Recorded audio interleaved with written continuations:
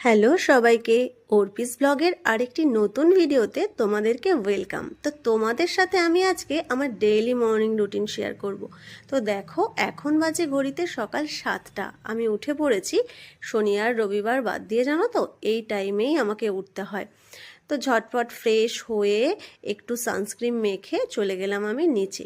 দিদি না আগের দিনই পরের দিন যা টিফিন হবে সেই অনুযায়ী সবজি কেটে ফ্রিজে রেখে যায়, যেহেতু পরের দিন আমার খুব তাড়া থাকে।